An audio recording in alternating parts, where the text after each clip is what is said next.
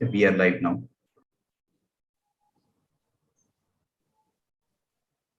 You're live?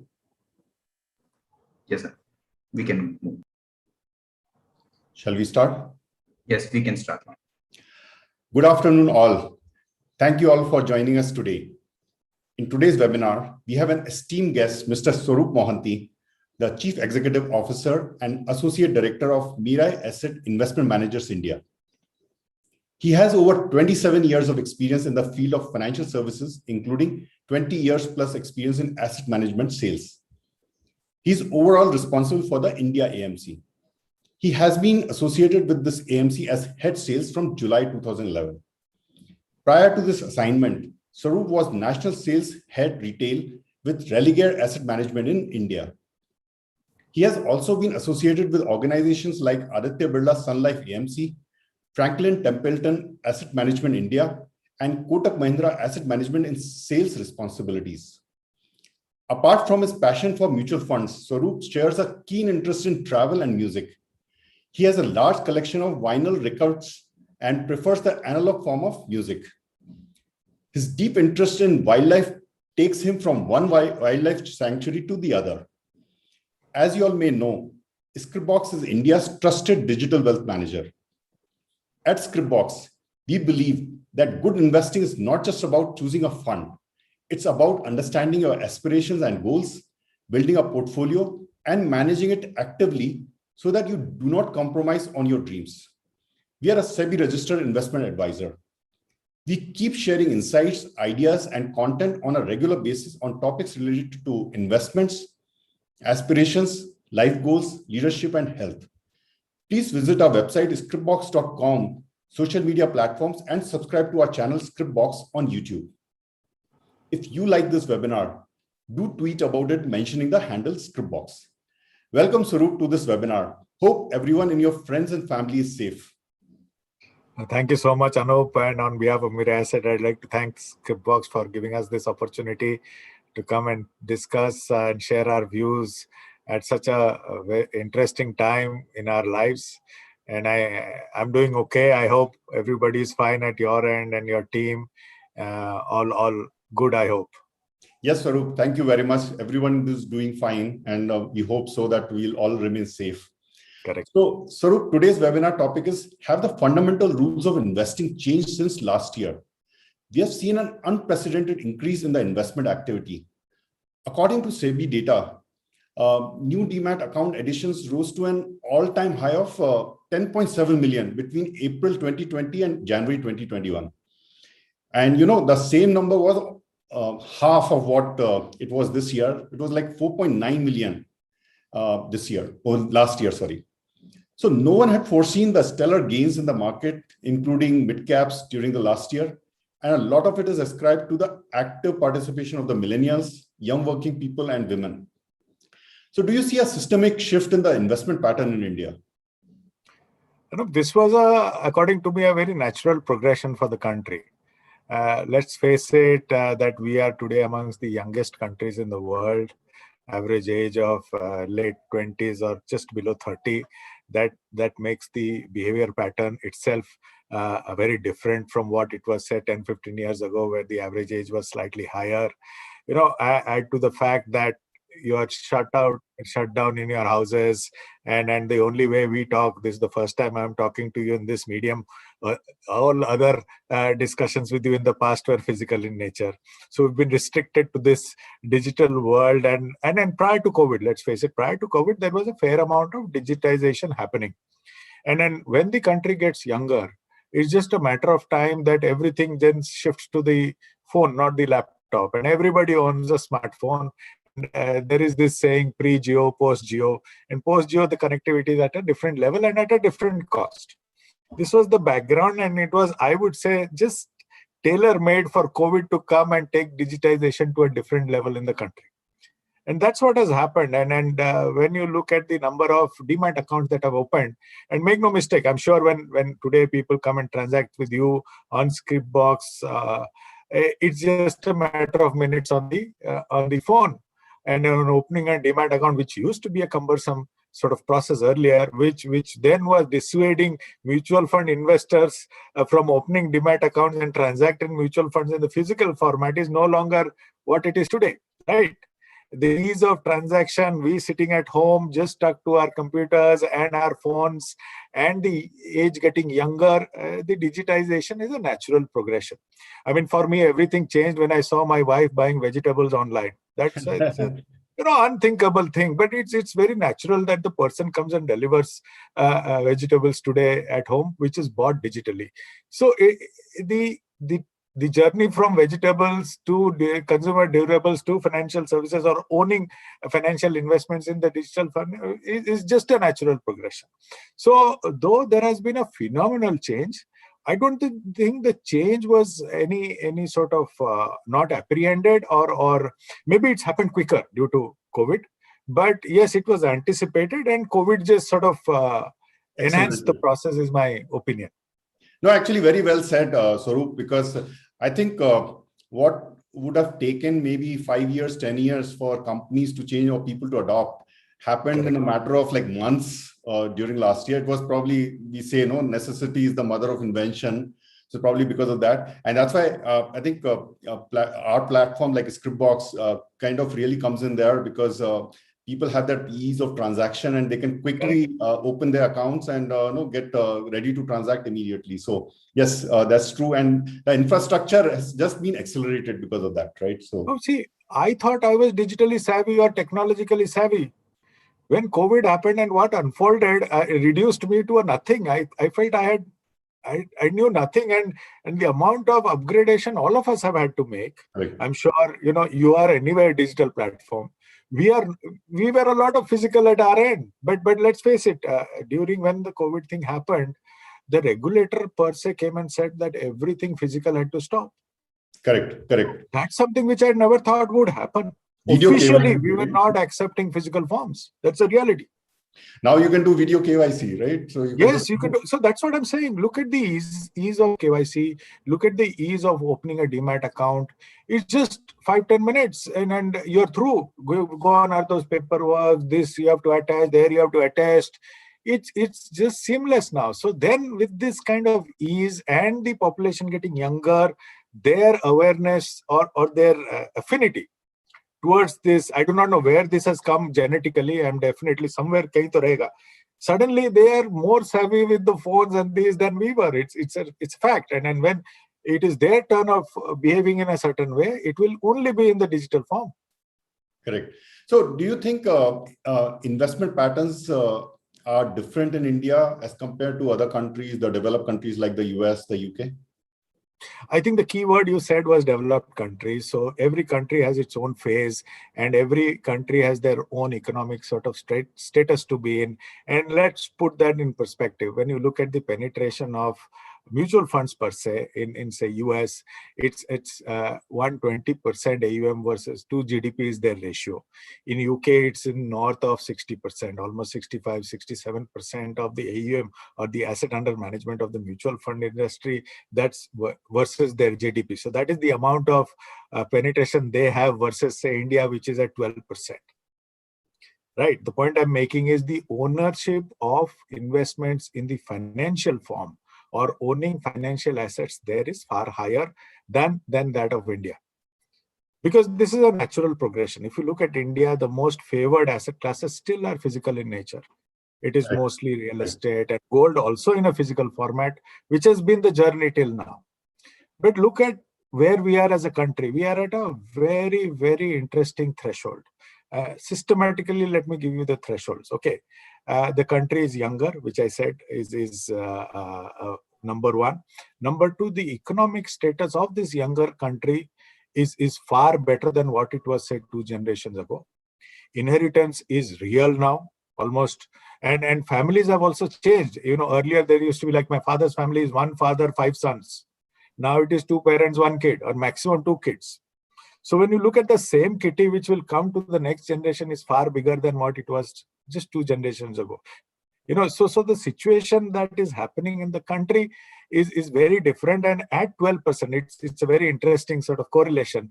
When the AUM to GDP sort of crosses this 10% threshold, the real penetration in every country has happened. But when you look at, say, the US and the UK, you also add to the fact that, the interest rates are pretty low. In spite of mortgages being low, the inclination to real estate is not as high as that is in India.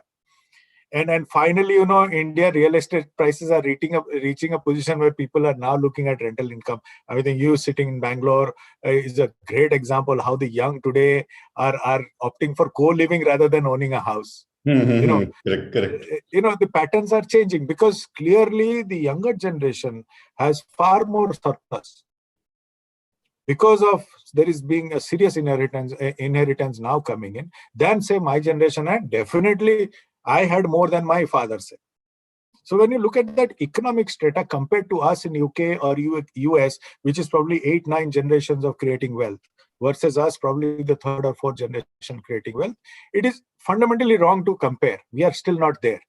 They have evolved as investors into the financial space. We are just beginning. But our data says that the change can happen very abruptly. And that is what is happening at this moment. I do believe that there might be no correlation, and I'm repeating, there might be no correlation in the way people will own or invest going forward to that of the past. Because everything stands changed at this moment. And that's why India is at such a fantastic threshold in all aspects, not just investing. And another more psychological thing I think that's happened, and I do believe, like there was before Christ, after Christ, there will be before COVID, after COVID. This BC will change, right? Mm-hmm. And then when you look at all our lives in this 1 year of sitting at home and facing death around the corner, mentally, I think we've been able to segregate between needs and wants. And when we come out of this, I feel our concentration will be far higher than on the need side than it was on the want side. Bringing the importance of financial investing or the importance of financial well-being far higher on the other side of COVID than it was before that. So we are at that threshold, is my opinion. What you're saying is we're just getting started. And actually, one thing I wanted to just mention here is that sometimes what happens is India's had an advantage where we have taken leaps, right? We have skipped some things, right? So the whole telecom thing, we never had any landlines, right? We just skipped that and just went to wireless completely. And in terms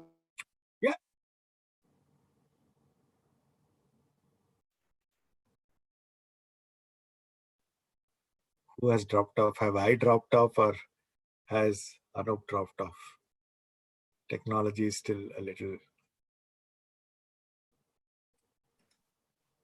Anup has some issue on our side. I'm just checking. Hi.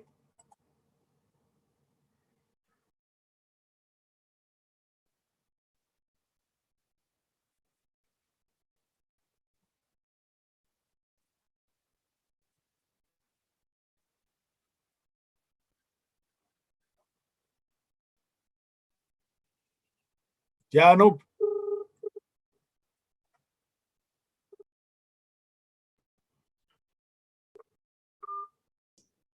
So I think you guys lost me. Am I there or am I there?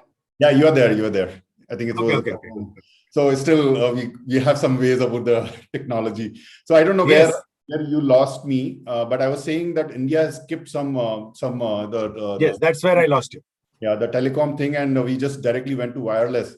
And similarly, or even on regulation, right, on the investment advisory regulation, some of the developed nations are still figuring out some of the regulation, and we have we are ahead in those things, right? Investor protection, making sure those checks and balances are there. So yeah, great point that we are just getting started, and I believe there's a long way to go, but very bright, right? Yes. So, absolutely. I think, from a regulatory perspective, if you look at the investment behavior has still been very transactional. Correct. I think that is set to change, and I will give a lot of credit to the regulator for coming in and, aiding that sort of change going forward. So though the yields, you mentioned about the yields, right? And the interest rates in the developed nations. So yields over here also now in the recent months have gone up, but interest rates have been quite low during 2020, right? And returns on savings banks, liquid funds, fixed deposits are lower. There is also risk aversion because of the credit fund, whatever has happened in the past 2-3 years on the credit funds. So do you think investors should increase the allocation to equities in such a scenario? See, Anup, I think since you use the word risk, we believe it's a business of generating returns, while actually it is a business of managing risks. And that is very fundamental to every individual. And when you look at investments, everybody's investment life is very personal because their lives are very different. Yours and mine life are very different. We are at different ages, and hence we would be at a different trajectory in life on our needs and wants. More than allocation, first let me come to the basic fundamentals of investing. And then the basic fundamentals of investing is asking yourself why you are investing. That's stage one. I mean, till you do not know why you are investing, you will never know where to invest. And if you know why to invest, there are enough capable people around you who can help you in where to invest and taking you to that why. So hence the fundamental thing about investing is goal planning. Once you get your goal, because everybody's goal is different. So there is no one fixed rule of investing across the world. Every individual has their own life and everybody's life is correct. Right? It's my wish. I want to have one life. I would like to lead it in a certain way. So once you have a goal plan in your life and you have a certain amount of money, and you get into a financial plan with the help of an advisor, which you were referring to, is what the regulator is now shifting this world. And to reflect on the previous question on UK versus US and us, it is a complete plan market there, right? And to the extent that in some countries, the advisor is now accountable for the advice. It's gone that deep, right? We are at the threshold of that. And I do believe that going forward, the difference between what used to happen and what will happen is planning of investments, catering of investments or tailor-made to suit his or her own life and life goals. Right? Because as you rightly said, interest rates are coming down. So gone are those days when you could really rely on fixed income instruments, even by the sovereign. And there was some indication just a few days back on GF I was rates going to going refer down. to that. Yeah. So there is no escape from that. If not today, tomorrow it's going to happen. And sooner we realize that, better it is for us. I mean, why should the government take the responsibility of committing certain returns to us when we ourselves know year on year the government is on a deficit financing, right?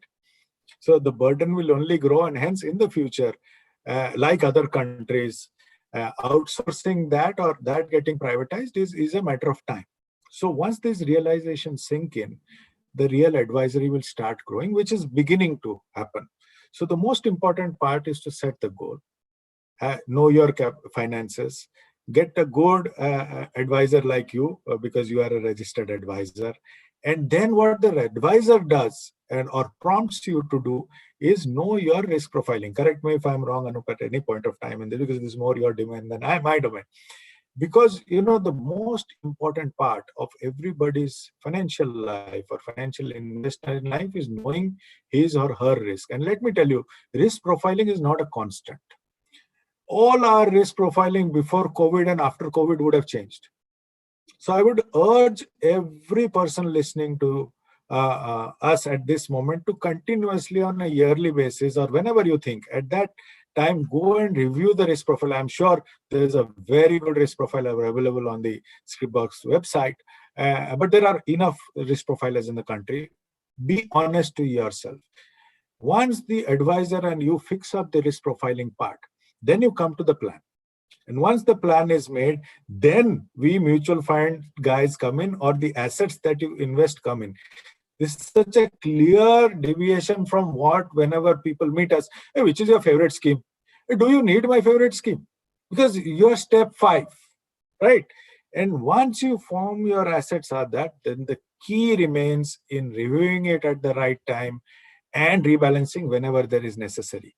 Please understand, it is a very simple process which just needs one thing, and that one thing is discipline. Let me give you a caveat. Worldwide, most of the financial plans fail because the discipline goes out. And when you see market movements during COVID, it's just a matter of time that it starts playing on your mind.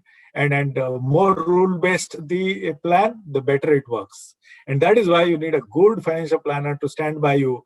I think for me, the better role of the financial planner is to keep the investor on track rather than, suggesting which schemes. Suggesting which schemes and all are not the most important part of the plan. The other 5-6 factors are bigger factors of the plan, and staying on course to your plan is key to success. I mean, we were debating so much at the beginning of COVID, and there was so much of requirement, including the regulator coming and telling us that, you should provide for pause of SIP.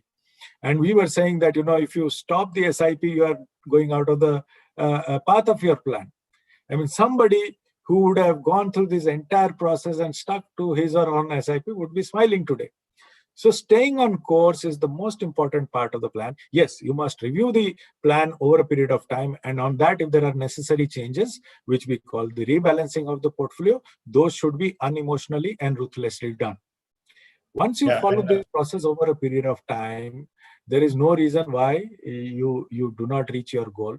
But the day you reach your goal, please get out and enjoy your goal. Correct. Don't let the markets then play on your mind. You've done it for a purpose. Live your purpose. So most important thing is your goals, life aspirations, and how do you achieve those and have that discipline. So very well said about discipline. And in fact, I think one of the important things that you kind of alluded there is how do you take the emotion out of it, right? So this is where systems which rely on process, like a Scripbox platform and algorithms, and making sure that we have that emotion brought out, or taken away, right? The bias is taken away from the process of investing. That really helps in making sure that you stay the course and you have the discipline of investing regularly, like either through SIPs or making sure that those savings are there. The sure short way of financial planning going down is emotions, number one. Bias is a form of an emotion. Falling in love with a particular instrument is another emotion. Only emotions. You take emotions out, make it more mathematical, more rule-based, and then follow the rule-based. And when you do that review, if some of the rules are working, change those rules. But don't get stuck to some things because of somebody telling you something, India might look like this stock is looking like that. If that stock is looking like that and it fits your rule, then it falls into place. Otherwise, it does not. As simple as that. So I've been reading that many investors have taken to trading as a career, and there's a birth of Robin Hood investors, right? Has 2020 really changed the rules of investing, according to you? I think when you look at a sharp run-up like this, you start feeling money making in the capital markets is very easy, right? So there is that attraction, there is that certain romance that comes into stock picking. And see, let me tell you something. There is nothing wrong in somebody wanting to gain that ability to pick a stock. As people in the financial markets, one should be encouraged to do that. In that process, if somebody gains that ability, no bigger high than that, right? But don't get attracted because the markets have behaved in such a way on 1 year basis. Yes, because of the digitization, it's a natural progression that people start opening demat accounts. But I am not concluding that the demat accounts are only for stocks. That's number one. Because what is happening, and Anup and I are facing it on a daily basis, is that the way to invest in mutual funds till now has been practically the active side of the business. Mm-hmm. But when you look at paying fees to a fund manager, the fund manager tries to give you something above the market, which we call alpha. Once the markets become efficient information-wise, the alpha generation ability starts shrinking, which we are seeing already starting in India. Again, referring to UK and US, those are completely passive markets, right? But we are in this fantastic stage in India where active alpha generation is possible. And at the same time, some person who does not want to take this underperformance risk can start looking at the passive business. A lot of demat accounts, and I'm sitting on this side by virtue of that I'm telling you this, a lot of demat accounts are also aiding the ETF movement, which is started in increasing in India. If you look at last month's industry market view or the figures, The active equity gave 9,500 crores positive inflow, while the passives gave 8,800 crores positive inflow. So slowly but surely, we are seeing the Indian investor maturing and looking at it more objectively than just hearsay, is what I would say. That is why both sides are beginning to sort of develop, and it's a good thing to see from our side. Yes, I do agree to your statement that when such a thing happens, certain people start feeling that let me buy some stocks, I'll make some money. Please understand the market is always smarter than you. And if you can get that right in your mind and again, form a rule-based form of picking stocks, going into the entire rationale of how a stock becomes good or if the valuation is right or not right. If you are able to master that, please buy stocks. There's no doubt or debate in my mind for that. But if you don't, or in this process you realize that you cannot, then there are enough advisors like, I'm sitting with one Pedigree one right in front of me, Scripbox, who can help you in this process, both in the form of identifying a fund. My humble request is, once you have understood that you do not want to pick stocks directly, or you do not have the ability to pick stocks directly and come to an asset manager to help you do that, then leave it to the asset manager to do that for you. Don't that double hat, right? It will be up to Scriptbox to guide you on certain principles on why a certain asset manager is good, or why a certain manager is good but may not suit your profile. All those discussions can be done with Scriptbox. But my humble request is, once you are with an asset manager, then trust the asset manager for the period of time you've given him or her. The other part which I'd like to mention, because of demat accounts, this also starts seeing, and we are seeing the industry figures unfold, is that there is this concept of profit booking in mutual funds. It practically defeats the purpose, because you've hired a fund manager to book your profits.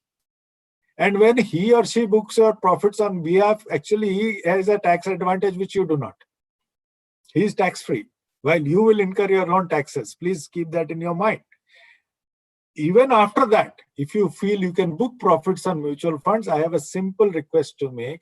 The day you have seen the overall market and booked your profit, I would simply request you to put the NAV or the exit NAV in your notepad somewhere. Next time when you come into that same fund, please look at the NAV at which you are entering. Typically, the cycle is you look at markets and you book a profit, and then you come in at one point of time, and if that fund has outperformed the market, which is why you hire a fund manager, the NAVs are different. So if you are booking the profit, don't book the profit on the market. Please write down the exit NAV, and when you come back again, look at the NAV at which you are entering. Over a period of time, you would understand what I'm trying to say or what I'm not saying. I think you make very important points, Swarup, that risk profiling that you had mentioned earlier, and making sure that you understand why you are investing. So accordingly, there are different ways of investing. So whether it's active investing that you're doing, or passive investment through ETFs and index funds. So the choices are increasing, and making sure that, but everything may not be there for everyone, right? So you need to decide about what you want as your investment portfolio, what is your risk profile, and accordingly, and take help of advisors or experts, right? So that's why actually this delves right into my next question. So do you see a change in the role of investment advisors in this new world order? I see a complete change in the role of advisors in the new order. Like I said, till now, broadly the investment has been very transactional. Oh, this is a good fund, let me invest. I think you might look at a good fund, for all you know, it may not cater to your needs at all. Is a realization which has to come, and which is beginning to come. Because finally, the more important thing in your life is your investment goals, not which fund you are investing in, right? And that realization is beginning to that. So I always say that the star in your financial plan is your goal. But the person who takes an investor to his or her goal is the rock star. And the rock star is the advisor. Please understand, the rock stars, and this I'm talking to the listeners, The rockstar's role is not to select a good fund. That is a given, which comes as part or parcel of the role that he or she carries. The more important or the most pertinent part of the advisor's job is to suggest schemes or investment avenues which cater to your risk profile. There might be a great fund from Mirae Asset which will not suit your risk profile at all. Form a plan which you will be comfortable investing in. That is more important. Secondly, once a plan is formed and executed, staying on course of that plan is one of the biggest role of the advisor. And third part, which is regular review of your plan. It's a world where even the best make mistakes. I give this very pertinent recent example, and when you look at investing the world over, the god is Warren Buffett of active investing. And recently, just before the COVID times, he sold the airline stocks out of his portfolio. And you should know that post Warren Buffett selling airline stocks, the airline index has shot up 80%. So even God can make mistakes. So if there are certain mistakes in the portfolio, how to correct them and come back to course is something which an advisor can help you do. But most important, I think the advisor's role is on the day of your goal achievement, making your plan tangible. Suppose you're just for discussion's sake, we are aiming to buy a car. On that day, trust me, on that day, there could be a situation where the markets will look so attractive that you will say, okay, I had aimed for a Santro, let me opt for a bigger car. Just example. It's the role of the advisor to get you out of the market and go and deliver that car for you. So I see two things. One is the ability of the advisor to deliver that intangible financial plan into a tangible. And more when the tangibles start happening in a person's life, that person starts appreciating the process of financial planning. And I feel because the young today do not have the kind of economic baggage which my generation has, they will be far more open. They are already far more open, and they will be more suited for financial advising than my generation is an observation. And I think I'm very correct on the next generation being far more savvy financially, meaning in financial investing than we were. See, we've come from a different world. Our fixed income were very good. Real estate was cheap. I was not inheriting anything, so I had to, I stayed in Mumbai. My parents are in Bhubaneswar. That house in Bhubaneswar, even if I want to get it, I won't be staying there. So lives are changed, right? And so going forward, the way that same person in India will view at investing will be far more plan-based and transaction-based in the past. And that is where is this great opportunity for a financial advisor to come in and put down an income statement, rejig the income statement in such a way that he or she starts investing in financial assets more than they had in the past. So the future, I do believe, belongs to financial advisors going forward from here on. Yes. Well said, Swarup. So financial planning, then selecting funds and creating a portfolio. Then comes the first creating the portfolio actually, then selecting funds, and then making sure that you execute, monitor, right, do all that.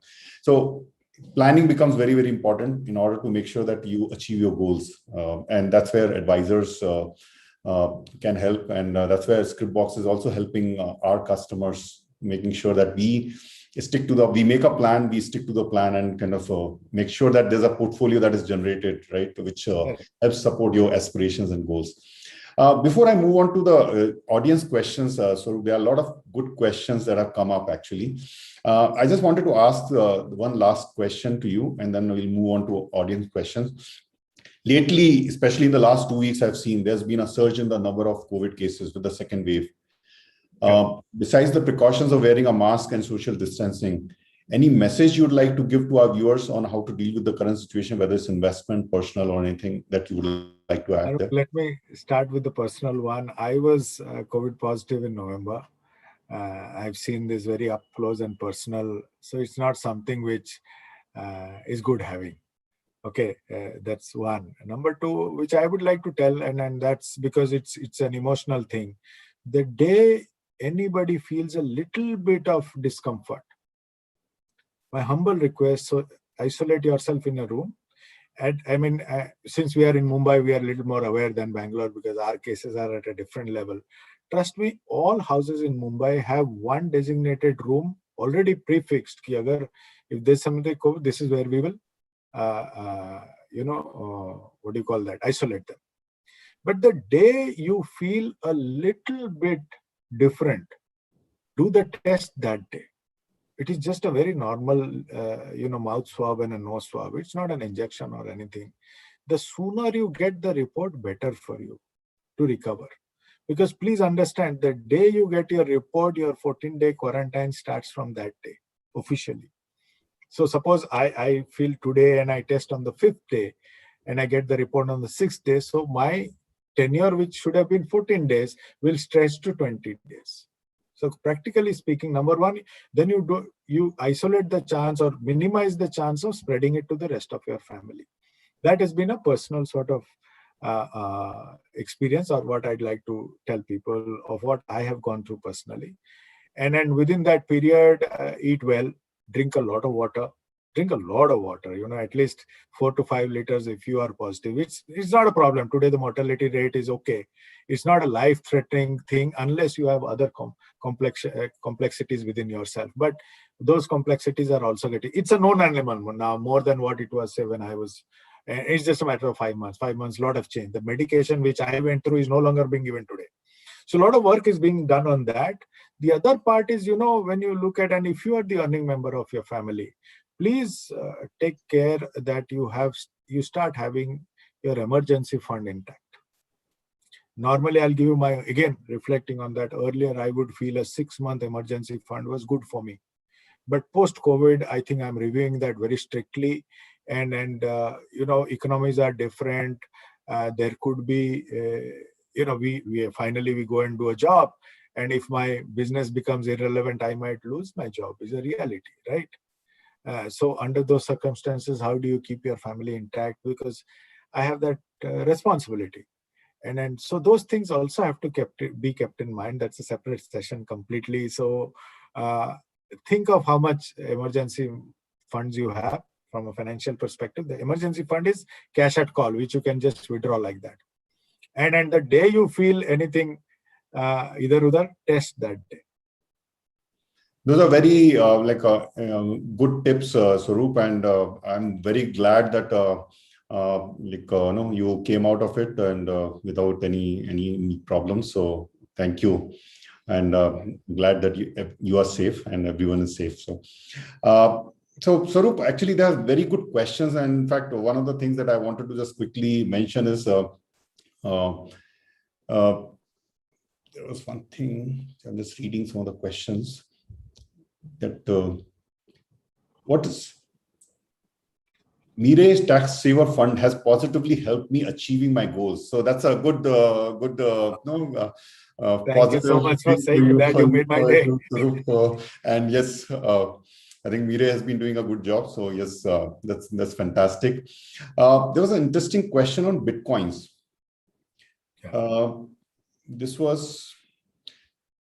Could you also share light on investing in Bitcoins and RBI's ban on the same? So do you have any view on that? I have very little knowledge on that, to be very honest. And I think the world is catching up. Like I said, it will be a very different world going forward. If Tesla is available to you in Bitcoins, that itself is something which is telling.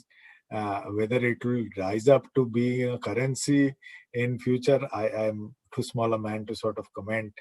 But again, if somebody understands that and looks at it from a fundamental basis, one is good. But I really do not have much knowledge on Bitcoins, and I stay away from it because I don't know it and I don't understand it, to be very honest, Anup. I think you make an important point, and it's good that you mentioned that many times we may not understand an investing option. So in such a case, we will be increasing a lot of risk if we just go with that because everyone else is doing it, or we're just kind of hearing about it a lot.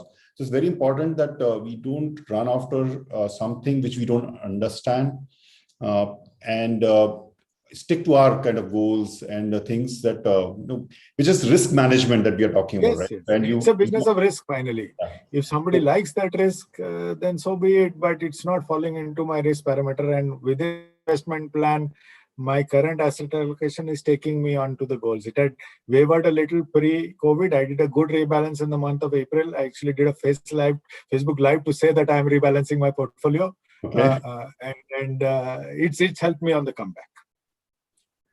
One of the questions, Swarup, is, should I enter the market at these high valuations? See, Anup, I have a very fundamental answer to that question. When is the right time to invest? I always believe the right time to invest is when you have the money. If you know where to invest, please do it yourself. If you do not know, hire a good advisor and a good fund manager.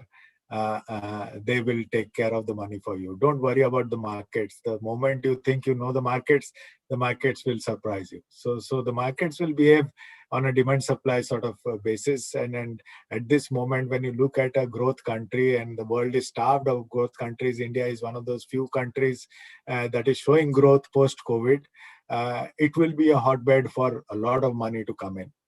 So that's a reality. We are in a good zone at this moment. Near term, the second phase of COVID is far more real than the first one. I was just talking to a doctor friend of mine, and he believes this trend is more conducive for our weather condition than the first one which came.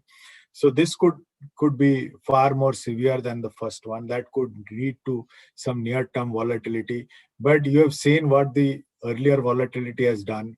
Volatility is your best friend if you are a capital markets investor. And in volatility always lies the opportunity for fund managers and stock pickers. So if there is more volatility, you should welcome it.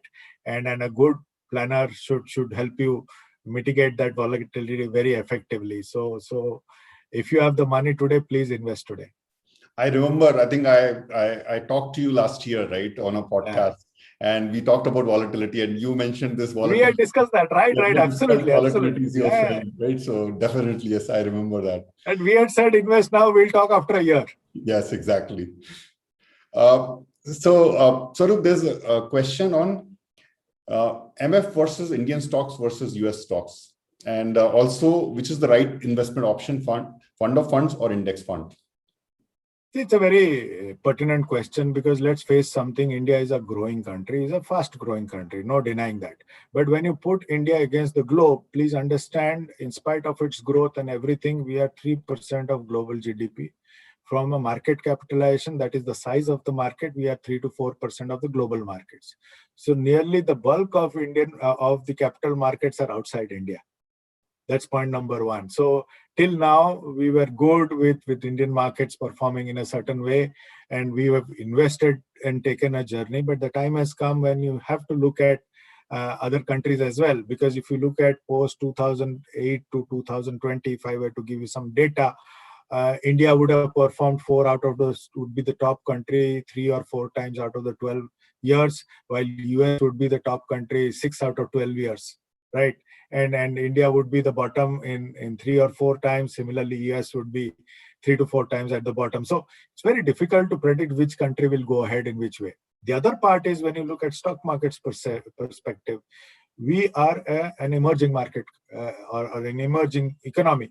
So a lot of industries that we have, when you compare to growth countries like US, are typically old economy. Look at our sectors. We say the 4 pillars of India are infrastructure, healthcare, banking, and say consumption. These would form our broad investment horizon. But for them, they are beyond this. This part is given, right? For them, it is automation, it is technology, it is artificial intelligence, robotics. They have gone technology heavy far more than what India is. So clearly, there is very little correlation between India and them. And that is why this bigger case of owning both. Right here again, a good planner might come in and help you in this diversification. But the good part of what you are getting in both these countries by owning both together are complementary portfolios. Very little in common of what you will get in the US to what you are getting in India.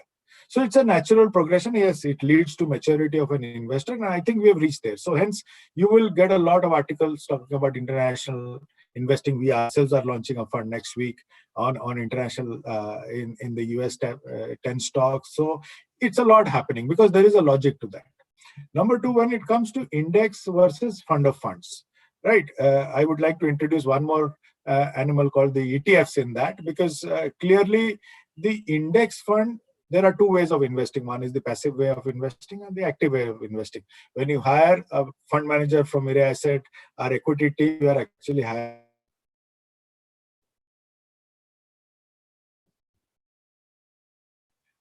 perform better than the market. But in the process, there is also a risk of underperforming the market. So some people will say, okay, let me not take this underperformance and let me buy the market. Some of the newcomers would do well to buy the market first and then go to active investors. So in that active part, there are two ways of owning. One is the index fund, one is the ETF. ETF is through a demat form where you buy real time. It's like a stock. But index is the end of the day NAV like an active fund. So the real way of investing passively finally is the ETF, which most of the countries now align to. India, both are there, so the choice is yours. There's not much difference between the two. If you're okay with day and NAV, it's okay. If you are not, then you can take the ETF route, right? The fund of funds comes in to help you invest if you do not have a demat account, clearly. But clearly, there is a cost differential. The fund of funds would be slightly more expensive than the underlying because it is over and above that. Typically, the ETF is the cheapest. Just to give you an example, say how can I put it? Say all the index funds in the large cap of the Nifty 50 in the index fund, the cost would be around, I think, between 50 and 60 basis points. Between 30 and 40 basis points, if I'm not right. But while in the ETF route, it's 7 to 8 basis points. So you have to choose everything, like Anup says, that you have to choose what is right for you. Right? Both are passive ways of investing. So, Swarup, I'll make two comments. One is, obviously a lot of appreciation for Mirae Asset. So I definitely want to read that out. It says, Ms. Mirae Asset and Mohanty, so personally has helped me open an account for my daughter for me to do SIP for their future in their name. So, so I think there's a lot of appreciation for the Mirae Asset as a AMC and what you guys have done. So very good to kind of see that appreciation coming for you and the team. Swarup, the next last question I'll take. There are lots of questions, Swarup, but I don't think because of time constraint, we will be able to take all of those. Hi, Mohanty, sir. How much minimum and maximum percentage of our portfolio should be invested in Mirae, FANG, NFO? Thanks in advance. So I think it relates to what you were saying about your new issue. Yes. FANG Plus is a 10 stock portfolio. Incredible 10 companies that are there in the US. Ahead of the time companies which from Facebook to Tesla are those 10 stocks. The beauty of the fund is it is 10% per stock and it is rebalanced every quarter. So it's a very rule-based sort of fund, taking away any sort of emotions or market action on it. It's a ruthlessly rebalanced every quarter sort of thing. Means the stock prices will reverse to the mean every quarter. The stock price which is lower will get higher allocation after that quarter. The stock price which has gone up will be corrected to 10%. So it being rule-based, it will be followed tenaciously, perpetually, right? And the second part is, allocation is something which between you and your advisor. I do say that there is a space for global investing. Within global investing, whatever you would have demarcated, please talk to your advisor as per your plan, make that allocation. But yes, I'd like to just make a very simple sort of statements. And statement is that when you look at these 10 stocks, this 10 stocks market cap is 7.7 trillion. Please understand, India is a 2.5 trillion economy. Those 10 stocks technically are 3 times the size of India. So that's what we are talking about, or the power or the size of these 10 companies. At the same time, they have been the leaders in R&D, that is investing in themselves to be ahead of the curve at all points of time. These are 10 companies which, even if you want to avoid sitting in India, it will be very difficult for you to avoid any one of them. I avoided Facebook all my life till Facebook bought over WhatsApp. Now I cannot avoid. I got out of Apple recently, saying that, let me try other products, but I love music, so I cannot get out of Apple Music. So they're just not a phone company, or say Tesla is no longer just a car company. They're far beyond that, and that's what makes them so great and so compulsive. Is my only take. But how much you will allocate is between you and your advisor. Yeah, and you know who to contact as an advisor, right? Yes, please. So, Swarup, I think that was there are still a lot of questions, but I think we have time constraints. So I'll wrap it up over here. For other questions, probably what I would suggest is we'll get back to the viewers about that, or we will kind of, you can please contact us or your relationship manager. So those are very valuable insights, Swarup. Thank you very much, and really love chatting with you on different aspects. And viewers, if you have further queries, please contact your relationship manager or use our website, scripbox.com, to get answers. For all your financial and investment related requirements, please download our mobile app.